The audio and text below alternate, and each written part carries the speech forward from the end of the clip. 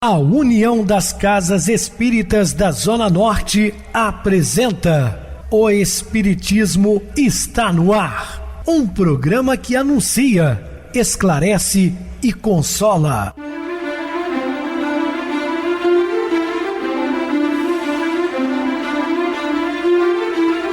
Não se turve vosso coração. Credes em Deus, credes também em mim. Na casa de meu pai há muitas moradas. Se assim não fora, eu vou-los teria dito, pois vou preparar-vos lugar. O Espiritismo está no ar. Sintonize esta frequência. Pare, pense na vida, faça perguntas. Uma ótima noite para você, muito obrigado pelo carinho, pela sintonia. Rádio Clube FM, sua voz é a nossa voz. Estamos no ar há mais de 10 anos na Rádio Clube FM 87,9 ou pelo www.radioclubefm.com.br. É o aplicativo da nossa emissora que vocês podem baixar nos celulares através do Play Store. Ou ouça-nos pelo YouTube, o canal é Viver _Melhor. Se inscreva, deixa seu like, sua opinião, sempre importante para nós. Ou podem acessar o YouTube, digitar O Espiritismo está no ar. Lá encontrarão vários programas, inclusive o do dia. Recebo carinhosamente meu querido amigo, o expositor espírita Marcos Ferreira.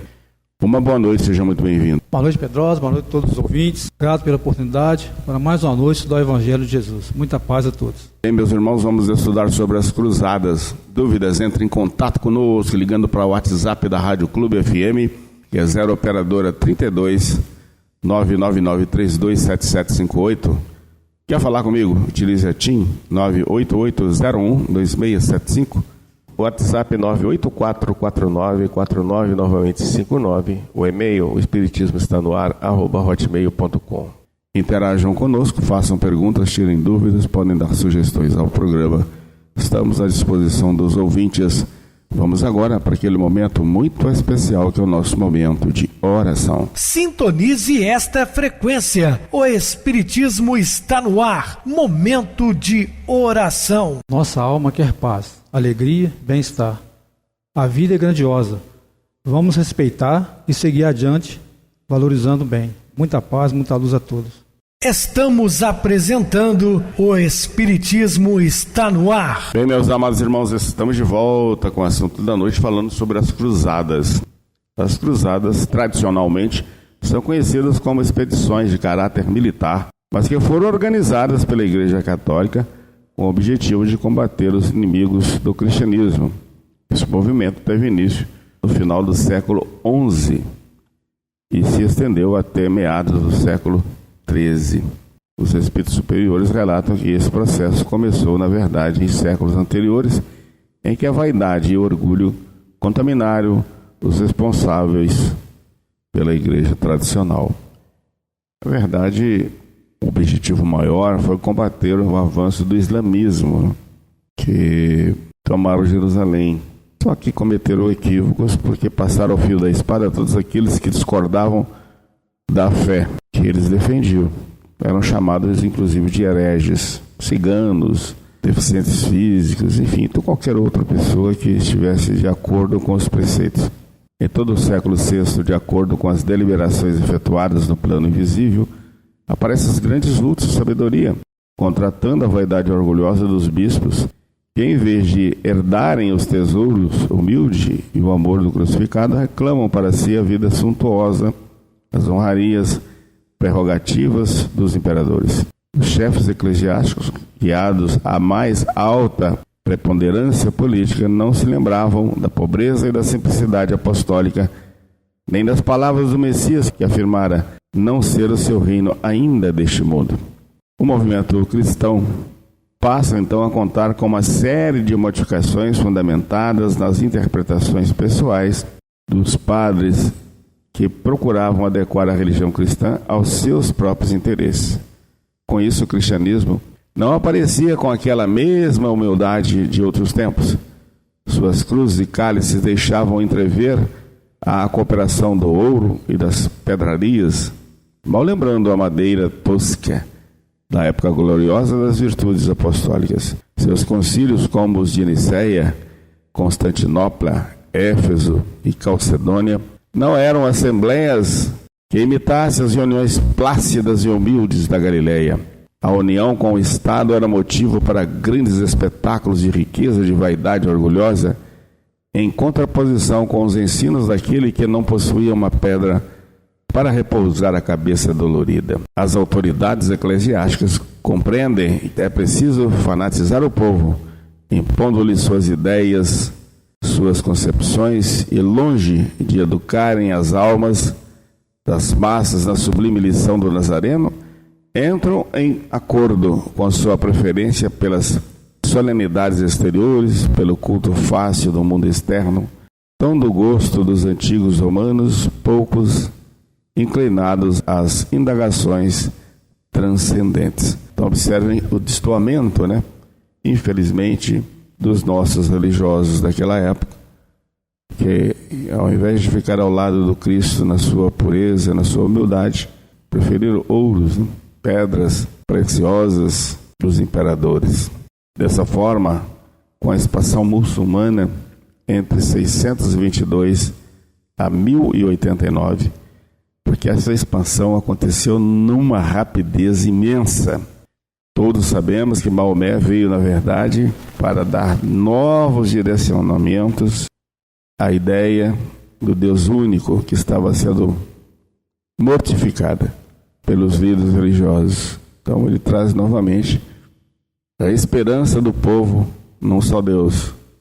E ele consegue uma grande proeza, mas com isso foi duramente combatido. Iniciam-se as cruzadas, guerra religiosa estabelecida para combater inicialmente os seguidores do Islã. Em primeiro momento, o objetivo era combater o islamismo, mas que atingiu todos os povos não cristãos, cognominados infiéis. As cruzadas foram em número de 8. Então nós tivemos um total de 8 cruzadas, começando lá com o Papa Urbano II. Então a primeira, decidida no Concílio de Clermont, sob a direção do Papa Urbano II, em abril de 1096, ou seja, a ideia começou em 1089 para organizar, mas foi exatamente em 1096 que foi comandada por Pedro, o eremita, e Gautier Sanz, produzindo o massacre dos judeus da Romênia. A segunda, realizada em 14 de dezembro de 1145, por ordem do Papa Eugênio III, e coordenada pelo rei da França, Luís VII, pelo imperador alemão, Conrado III. Surge a figura muçulmana de Saladino, que muito trabalho deu aos cruzados. Eles quase perdem essa segunda cruzada pelo sultão Saladino, muçulmano, que derrotou grande parte dos cruzados ao tomar Jerusalém. A terceira cruzada foi organizada em 1188 por Frederico Barba-Roxa, imperador alemão, Filipe Augusto, rei da França, e Ricardo Coração de Leão, rei da Inglaterra, a pedido do Papa Gregório VIII. A quarta cruzada, proclamada em 1198 pelo Papa Inocêncio III, e é dirigido por Bonifácio I de Montferrat e Balduíno IX da Finlândia. A quinta cruzada, iniciada em 1215, após o apelo do Papa Inocêncio III, no quarto concílio de Latrão, foi dirigida por João de Braine, rei de Jerusalém, e André II, rei da Hungria. A sexta cruzada, sob o domínio do Papa Gregório IV, começa em novembro de 1225, tendo como comandante o imperador Frederico II, e a sétima cruzada é decidida no Concílio de León, 1248, e tem como comando o rei francês Luís IX, que é o São Luís da Igreja Católica, também o São Luís da codificação kardeciana. A última cruzada, iniciada em março de 1270, também é comandada por Luís IX, mas o exército cruzado, em 3 meses, é arrasado pela peste, chamada de peste negra, e que sobrou foi dizimado por uma tempestade. Ali foi convidado Luís IX, como rei francês, a retornar à França. Ele recusa e pereceu junto dos seus comandados. Depois também de passar por várias torturas, né, porque ele foi preso, e nem assim ele abandona os seus.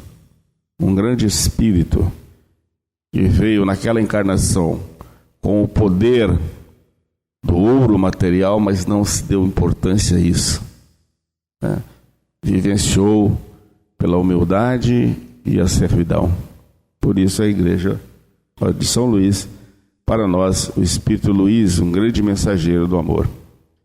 A igreja romana, herdando os costumes romanos e suas disposições multisseculares, procurou um acordo com as doutrinas consideradas pagãs pela posteridade, modificando as tradições puramente cristãs, adaptando textos, improvisando novidades e organizando, finalmente, o catolicismo sob os escombros de doutrina deturpada. É assim que aparecem novos dogmas, novas modalidades doutrinárias, o culto dos ídolos nas igrejas, os espetáculos de festas, culto externo, copiados quase todos os costumes da Roma anticristã. Nós não estamos aqui fazendo crítica a ninguém, estamos apenas relatando fatos históricos que aconteceram em determinadas épocas. Hoje, graças ao bom Deus, tudo voltou ao normal e os nossos queridos padres modernos, hoje com um pensamento totalmente espiritualistas, né, estão aí proclamando essa fé com muita devoção. Mas ela teve um período assim difícil, conturbado, com muito orgulho, muita vaidade, mas passou. Igreja Católica Apostólica Ortodoxa. Nos começos do cristianismo, havia 5 patriarcas. Cada um deles era o cabeça de um centro de expansão da nova fé. E cada um deles tinha como função expandir o cristianismo numa certa direção geográfica. Primeiro, patriarca de Jerusalém, no centro, onde Jesus morreu e ressuscitou. Ao norte, o patriarca de Constantinopla. Ao sul, o patriarca de Alexandria, no Egito. Ao oriente, o patriarca de Antioquia. E ao ocidente, o patriarca de Roma. O patriarca de Roma, nos séculos posteriores, passou a ser chamado de Papa. A Igreja Ortodoxa, uma das 3 grandes divisões do cristianismo, também denominada Igreja do Oriente, ou Igreja Ortodoxa do Oriente, designa o grupo de igrejas que se consideram depositárias da doutrina e do ritual dos padres apostólicos, guardiões da moral cristã. Foram eles Clemente de Roma, Inácio de Antioquia, Policarpo de Esmirna, Hermes de Roma e Barnabé de Alexandria. Representando a fé histórica da cristandade oriental, a Igreja Ortodoxa é mais limitativa do que as igrejas orientais, não somente por excluir os cristãos orientais que se reuniram à Igreja Católica Apostólica Romana Uniatas, como também por não compreender as igrejas que se separavam no século V por motivos doutrinários, nestorianismo, monoficismo. Oficialmente chamada Igreja Católica Apostólica Ortodoxa ou Igreja Grega, em oposição à Igreja Latina, Católica e Romana. A Igreja Ortodoxa abrange os grupos que se originaram do grande cisma de 1054 e que depende historicamente de Bizâncio, Constantinopla. As igrejas orientais se subdividem, por sua vez, em 3 grupos: a ortodoxa do Oriente, as igrejas nestorianas e a dos monoficistas. As igrejas orientais, embora se aglutinem em torno da igreja romana, apresentam diferenças quanto aos ritos e às normas disciplinares. As igrejas orientais nestorianas têm como base as interpretações de Nestor, ou Nestório, patriarca de Constantinopla, no ano de 428. Nestor afirmava que em Jesus havia 2 eu, ou 2 pessoas, uma divina, com a sua natureza divina, e outra humana, com a sua natureza humana. Ele rejeitava a utilização do termo Theotokos, uma palavra muito usada para referir-se a Maria, e que significa literalmente Mãe de Deus. Nestor se opôs ao termo não porque exaltasse a pessoa da Virgem Maria, mas porque abordava a divindade de Cristo de tal maneira que poderia ofuscar sua natureza humana. Para solucionar o problema, Nestor sugeriu novo termo, Christócotos, Mãe de Cristo, querendo com isso afirmar que Maria não era progenitora da divindade, mas apenas da humanidade de Cristo. A discussão promoveu intrigas e manobras políticas que terminaram na convocação do Terceiro Concílio Ecumênico, que ocorreu em Éfeso no dia 7 de junho de 431. A polêmica ficou mais uma vez em torno dos alexandrinos e de antiocanos. Eles apoiavam Nestor, enquanto os primeiros se opuseram fortemente. O concílio terminou em 433, com um parecer favorável a Alexandria, quando o patriarca de Constantinopla foi exilado e posteriormente transferido para um oásis no deserto do Líbano, onde ficou até o fim de sua vida. O termo Theotokos, designado à Virgem Maria, se tornou dogma da Igreja, como sinal de ortodoxia, tanto para a Igreja do Oriente quanto a do Ocidente. Os monofisistas representavam uma corrente, ainda relativamente numerosa nos dias atuais, de teólogos cristãos, dirigida por Dioscoro de Alexandria, que propôs, no século V, uma doutrina contrária de Nestor, que em Jesus haveria um só eu divino e uma só natureza divina. A sua tese foi rejeitada em 451 pelo Concílio de Calcedônia, que decretou: em Jesus há uma só pessoa divina, ou um só eu, mas duas naturezas, a divina e a humana. Historicamente, essas igrejas têm origem nas comunidades cristãs de Antioquia, Alexandria, Corinto e Tessalônica. A cisão ocorrida definitivamente no século XI se deu pelo fato de os cristãos orientais não aceitarem a supremacia dos bispos de Roma, quando a sede do Império Romano foi transferida para Constantinopla no ano 330. As divergências se acentuam doutrinária e politicamente, sobretudo nos séculos V e VI. Após o Segundo Concílio de Nicéia, em 787, os orientais não aceitam mais o ecumenismo dos concílios, o celibato dos padres, nem a Santíssima Trindade. A hierarquia sacerdotal é composta de diáconos, padres, bispos, arcebispos, metropolitas e patriarcas. O celibato é obrigatório apenas para os bispos, não para os padres, embora o casamento deva ocorrer antes da ordenação.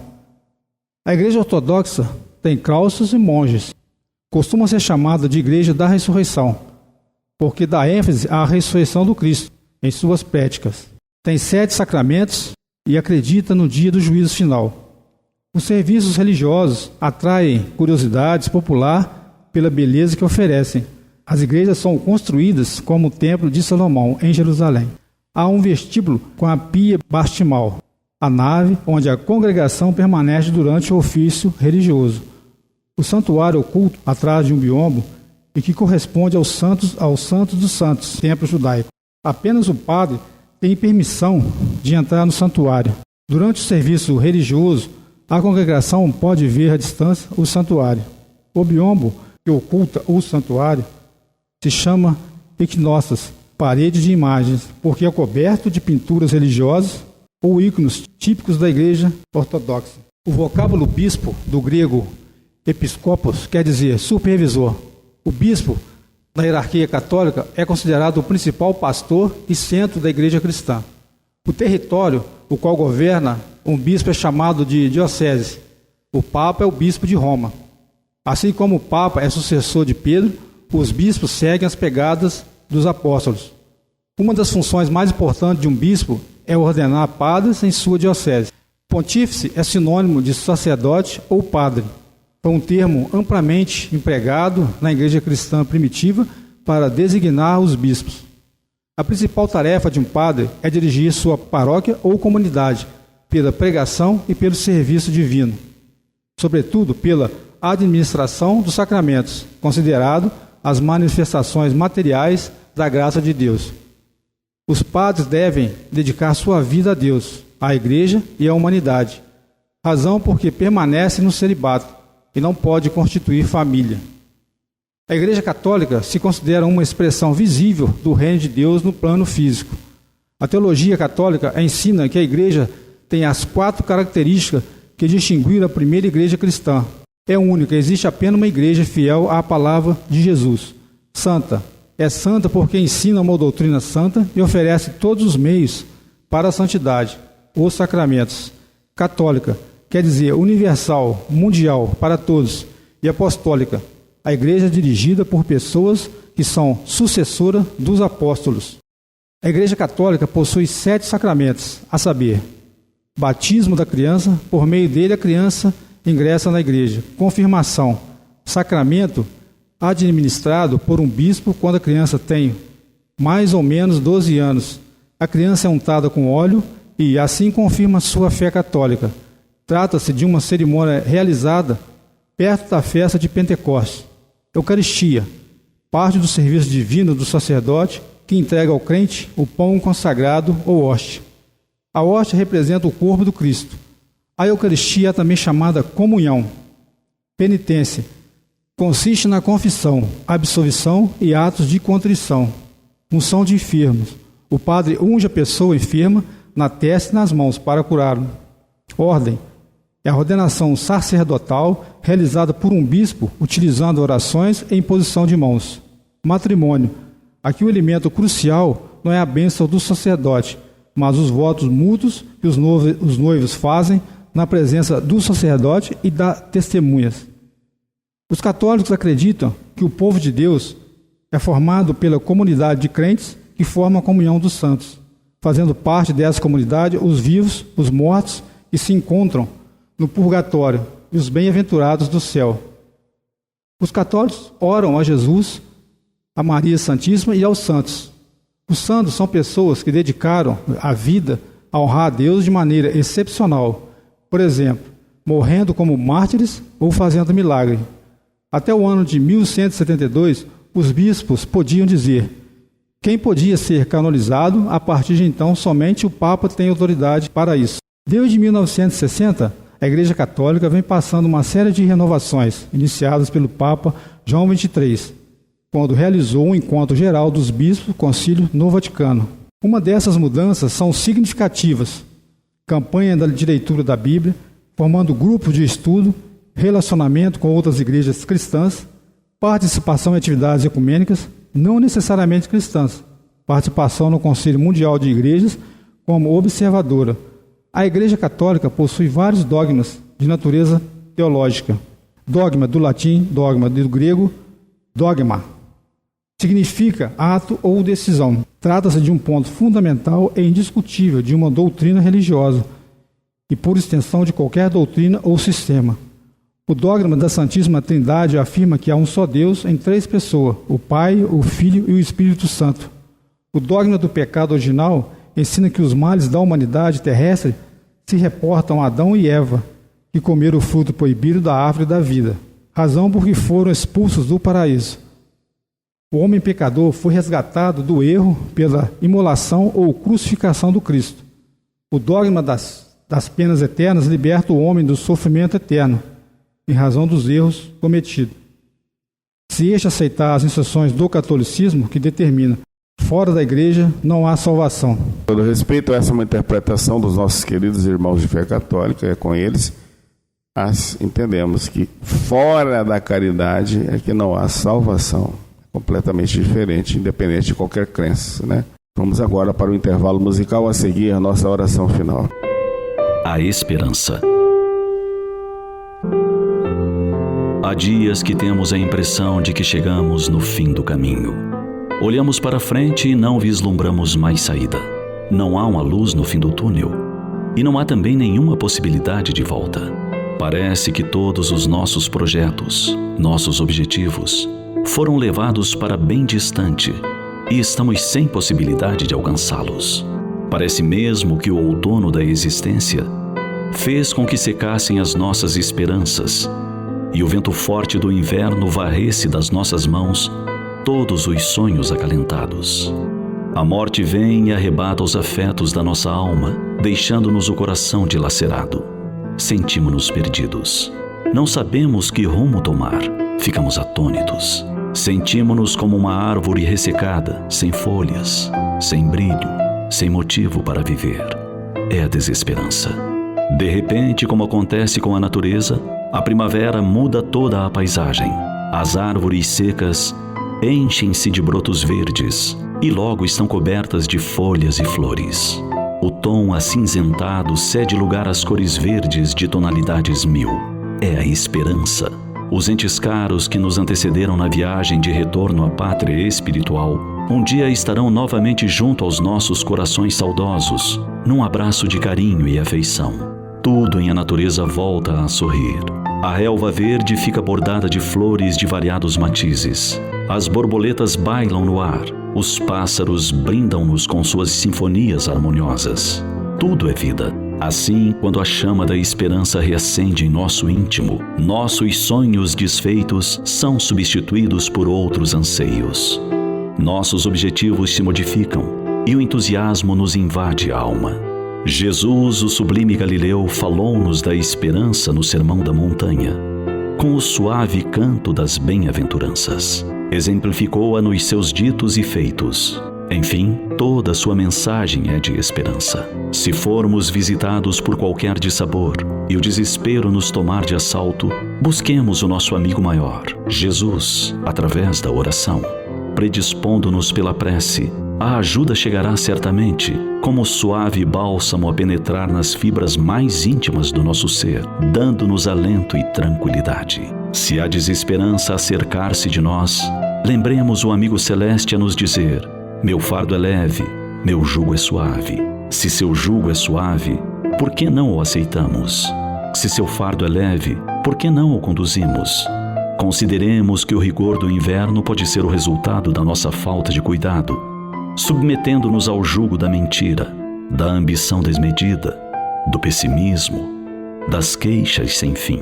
Ou talvez a desesperança resulte da nossa própria insensatez, carregando o pesado fardo dos prazeres inferiores, do orgulho, do egoísmo, da ganância, dos vícios de toda ordem e de outros tantos fardos inúteis que nos sobrecarregam os ombros, destroçando-nos as forças.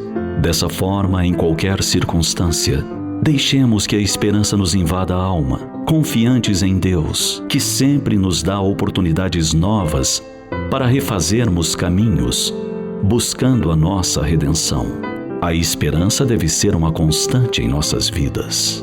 Esperança de melhores dias, esperança de realizações superiores, esperança de paz.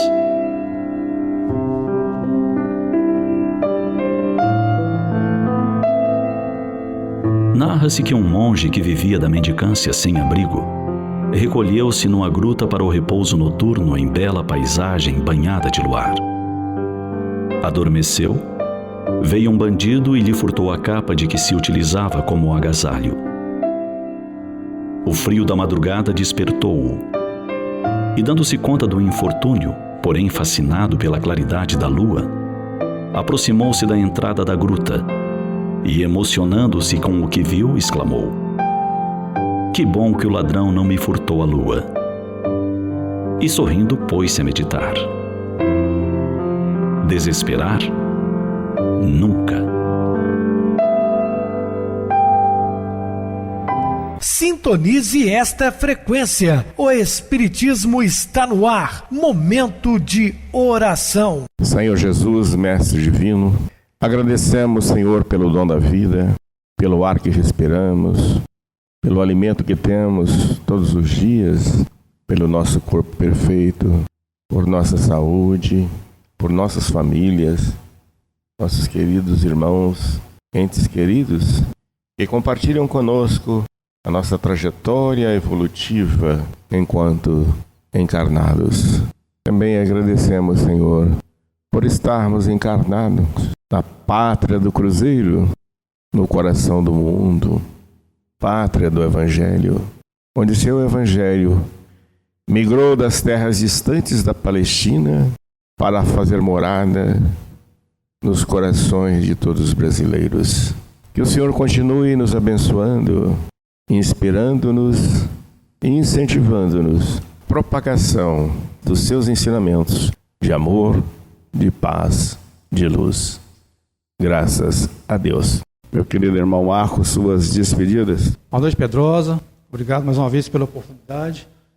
Nós possamos, nossos irmãos, vivenciar esses ensinamentos do Cristo no nosso dia a dia.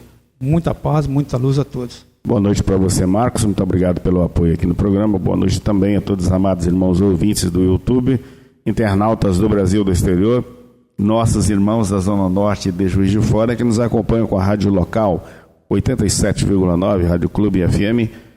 Continuem ligados, ouvindo a nossa próxima atração, o programa Batidão com o DJ Tico. A seguir na voz de Ailton Moreno, o Encontro Central. Boa noite a todos e até amanhã, se Deus quiser.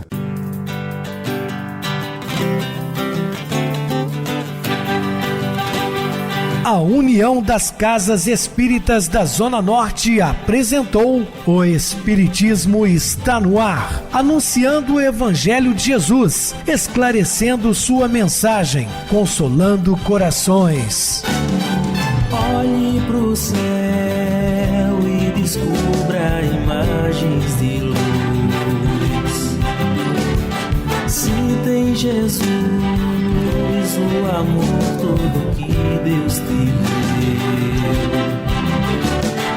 Pense no bem, no melhor em que pode fazer. Seja o que for, também vai receber. De coração, ajude-me, irmão, a caridade é o caminho do amor. Faça ainda que possa sofrer, pois bênçãos de Deus há de ter. Ame, perdoe e viva melhor a natureza, o céu e o mar. Veja o encanto que a vida nos dá, a chance eterna que temos.